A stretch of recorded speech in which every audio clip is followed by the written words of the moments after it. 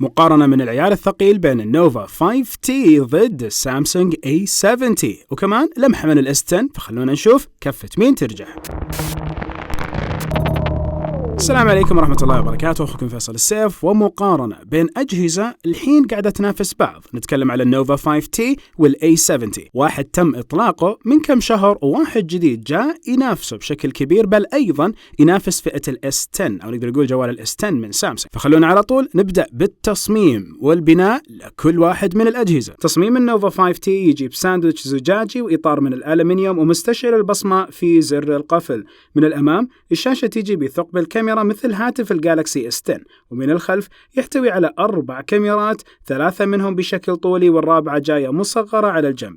تصميم الجالكسي A70 زي تصميم عائلة A اللي تعتبر من الفئة المتوسطة بامتداد منخفض وأعلى. من الجهة الخلفية مصنوع من مواد بلاستيكية شبيهة بالزجاج، والكاميرا الخلفية في الزاوية جاية بشكل طولي. من الأمام يمتلك طبقة زجاجية بالأعلى كاميرا بتصميم الدمع، ومستشعر البصمة مدمجة في نفس الشاشة. ولو تكلمنا على الكفة ترجح عند مين، فالنقطة ترجح عند النوفا 5T، لأن المواد التصنيعية أفضل بكثير من A70، فما يبان أن الجوال من الفئة المتوسطة. أنتقل إلى الشاشات وأقول أنه شاشة النوفا 5T حجمها 6.26 إنش من نوع IPS LCD، تأخذ حيز 84.2% بوضوح 2340 في 1080 ودقة الفول HD+، وكثافة البكسلات 412 بكسل في الإنش الواحد. الجالكسي A70 يجي بشاشة 6.7 إنش من نوع السوبر أموليد واسمها الإنفينيتي يو ديسبلاي، تأخذ حيز 86%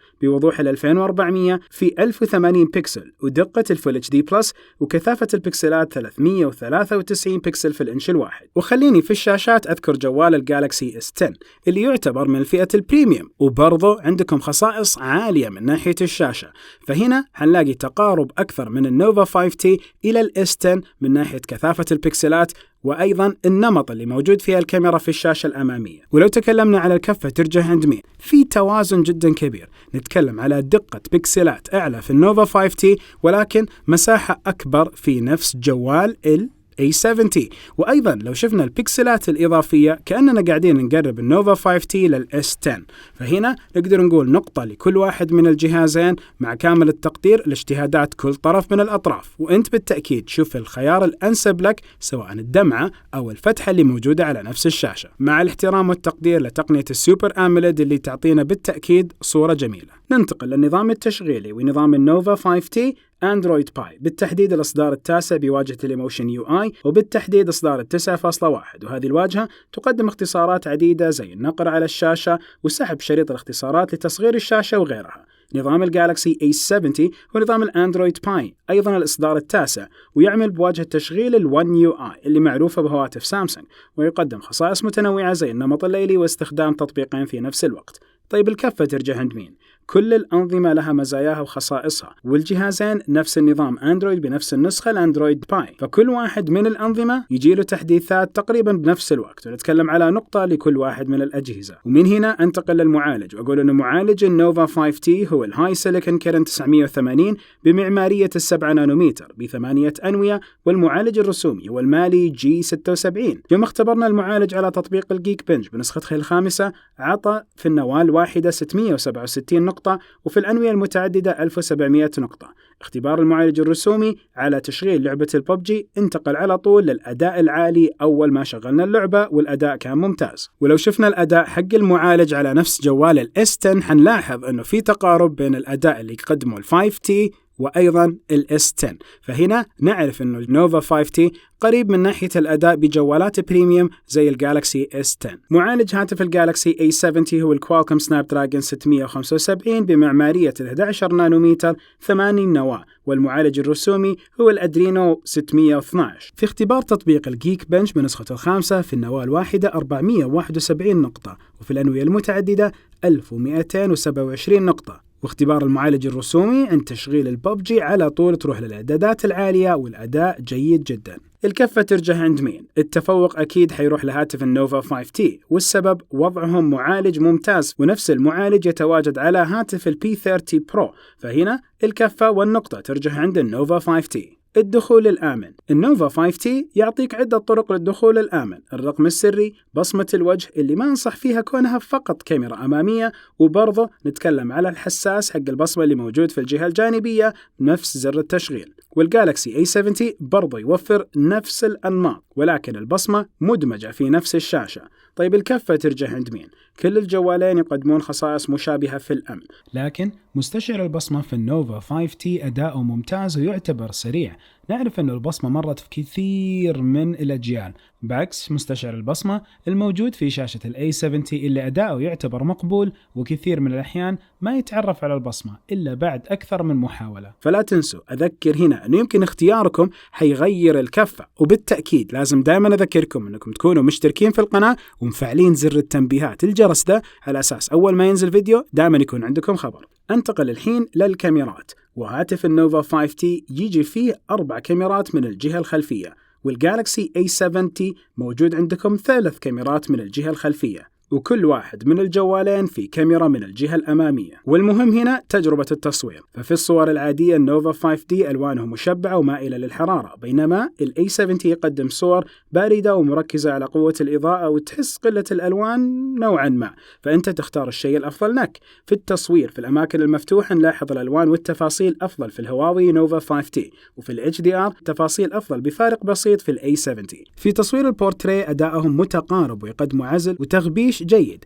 ويفرق من مكان لمكان، لكن ال 5T يقدم تفاصيل أفضل. في تصوير الكاميرا الأمامية النوفا 5T يقدم تفاصيل الوجه بشكل أفضل، بعكس ال A70 اللي مأثرة على الجودة بسبب نمط التجميل. في التصوير الليلي كلهم يقدمون أداء متقارب، ولكن سحب الإضاءة أفضل في النوفا 5T. في التقريب النوفا 5T يدعم التقريب الرقمي إلى 10 مرات، وال A70 يدعم إلى 8 مرات. النوفا 5T يدعم التصوير المقرب أو بالأصح الماكرو، بحيث يصور لك الأشياء القريبة جدا بتفاصيل جدا واضحة. والجوالين يدعموا تصوير الفيديو بدقة ال 1080 بروجريسيف اللي هي الفول HD و60 إطار في الثانية، وكلهم يدعموا المثبت الإلكتروني ال EIS. في تصوير الكاميرا الأمامية يدعموا تصوير الفيديو بدقة ال 1080 بروجريسيف اللي هي الفول HD و30 إطار في الثانية. في التصوير البطيء النوفا 5T يصور 960 إطار في الثانية بدقة ال 720 بروجريسيف، أما ال A70 فالتصوير 240 إطار في الثانية ولكن الدقة أعلى ففول HD. فأنت يبغى لك تبغى الأشياء تكون أبطأ أو تبغى الأشياء تكون أوضح. طيب الكفة ترجع عند مين؟ الكاميرات كلهم حيقدموا تجربة مرضية في هذه الفئة، ولكن كاميرات النوفا 5T عطت خيارات أكثر من ناحية التصوير، فهنا النقطة تروح للنوفا 5T. نروح للبطاريات، وبطارية النوفا 5T حجمها 3750 ملي أمبير، تدعم الشحن السريع بمقدار 22.5 واط، ومنفذ الشاحن طبعا USB Type C. من ناحية الشحن السريع موقع هواوي يذكر بأنه خلال نصف ساعة بيشحن لك 50%، وفي التجارب الفعلية بنصف ساعة وصلناها لل 47%، فنقدر نقول إن الأمر واقعي. أما الجالكسي A70 فبطاريته 4500 ملي أمبير، يدعم الشحن السريع بمقدار ال 25 واط، ومنفذ الشحن طبعا USB Type C. من ناحية الشحن السريع خلال نصف ساعة وصلنا ل 42%، وتجربة أخرى إلى 47%. وأذكركم أول نسبة شحن قاعدين نتكلم عليها اللي هي من 0 إلى 50%، أو الأرقام اللي قريبة، ولكن نبدأ من الصفر. فالكفة ترجع عند مين هنا في البطارية؟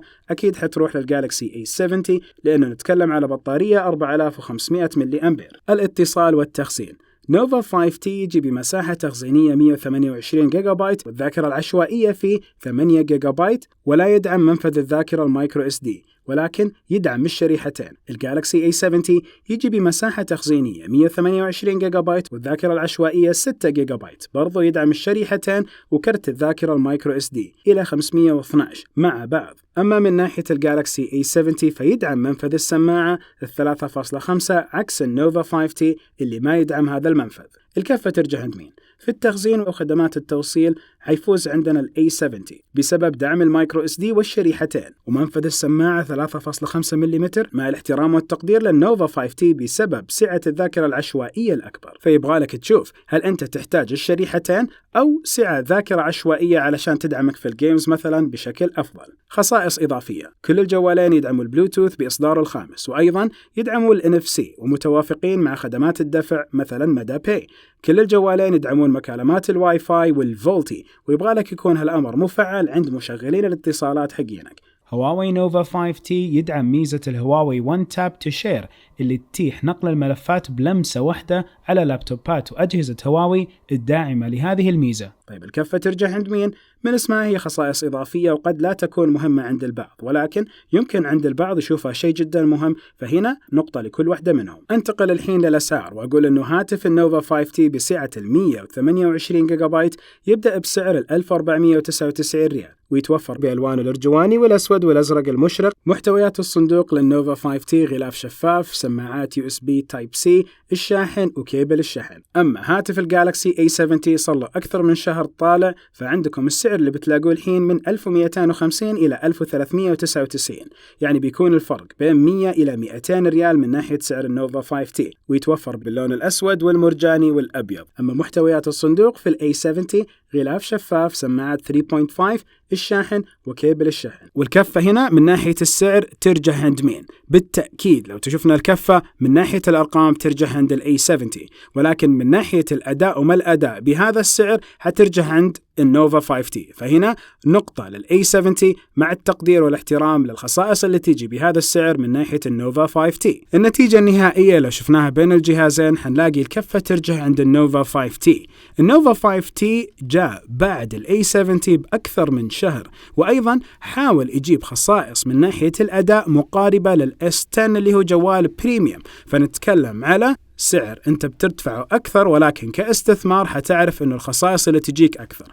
قيم احتياجاتك، شوف الأشياء المناسبة لك. عندنا التقدير والاحترام للسامسونج جالكسي A70، ولكن هنا الكفة رجحت بالنقاط عند الهواوي نوفا 5T. ودائما أتمنى نفس الشركات تنتج أشياء تخلينا إحنا اللي نستفيد من ناحية المقارنات والأداء. وفي النهاية سبحانك اللهم وبحمدك أشهد أن لا إله إلا أنت، أستغفرك وأتوب إليك. السلام عليكم ورحمة الله وبركاته.